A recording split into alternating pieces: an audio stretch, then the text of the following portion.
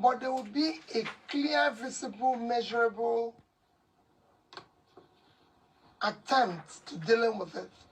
And they're things that are solvable. They're things that can be dealt with decisively. But you have to have a leader that, if you look at what he's been able to do in the past, you can say yes. If indeed you do become Nigeria's next president. Nigeria, as you know, is broke. It is barely able to service its debt. It spends so much more than it earns. What are your plans? Just from a concrete perspective, what are your plans to take Nigeria's economy off of life support? Well, a variety of things. One is that you have to deal decisively with the issue of security. It's impacting negatively on your economy today. You have to deal with it head on, because you have to get your farmers to go back to farm and start ensuring that the vast land of the north are invested, are cultivated on. You have to start pulling people out of poverty as quickly as possible. You have to reduce aggressively cost of governance and deal with the issue of corruption. Anyone who knows anything about Nigeria knows that it has this embarrassing reputation of, despite the fact that it is Africa's largest oil producer, it imports refined fuel. What is your plan for transforming Nigeria's economy from a consumption economy to a production economy? Let me use the issue of oil, for example. There's no reason why our refineries cannot work. There's no reason why we should not encourage private sector to build refineries and operate them. And they're not rocket science. It can be done as quickly as possible. You can use today precisely to remove the fuel subsidy, use the resources to support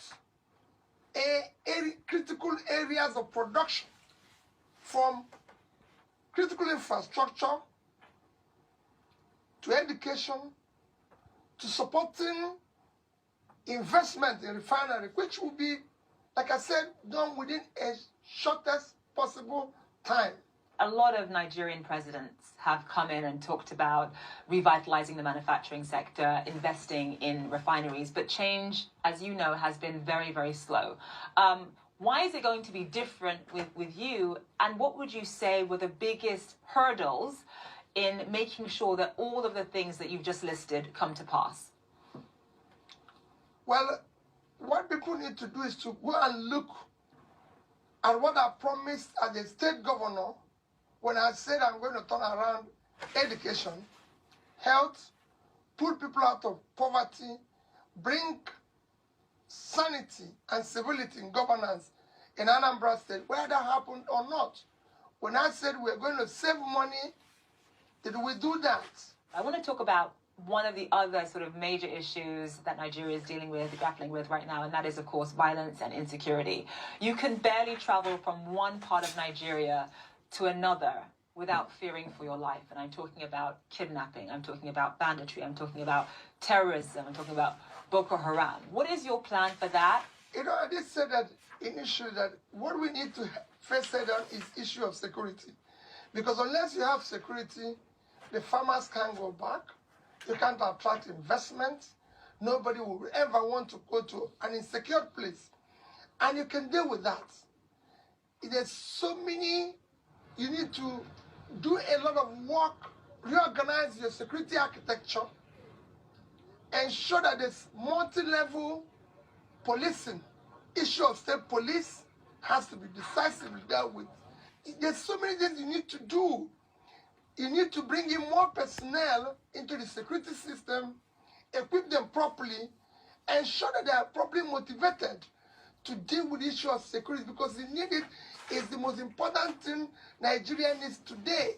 As you know, you and I are both Nigerian, we're both Igbos, we're both from southeastern Nigeria. Nigeria is a very hard country to hold together. You've got 200 million people, so many different tribes, so many different competing interests and ideas.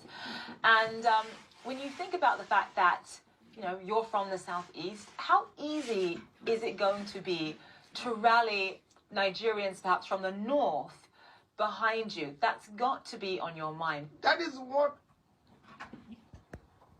it was yesterday. Another problem. Because we have been able to elect people based on ethnicity, religion,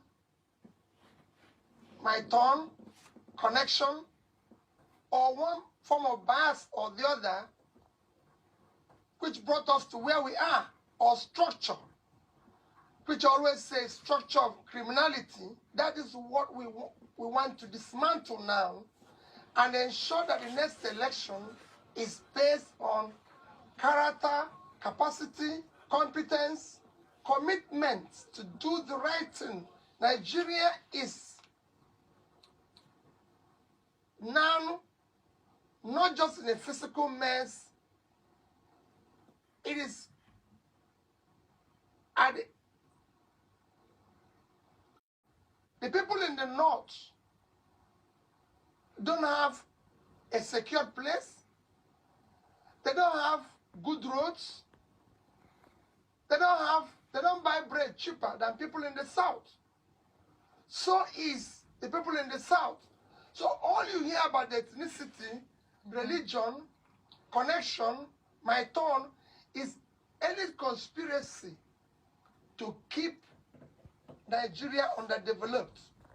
But now we've reached the edge. We can no longer continue this way. Mr. Obi, thank you so much for joining us on the program. Thank you for having me. Thank you.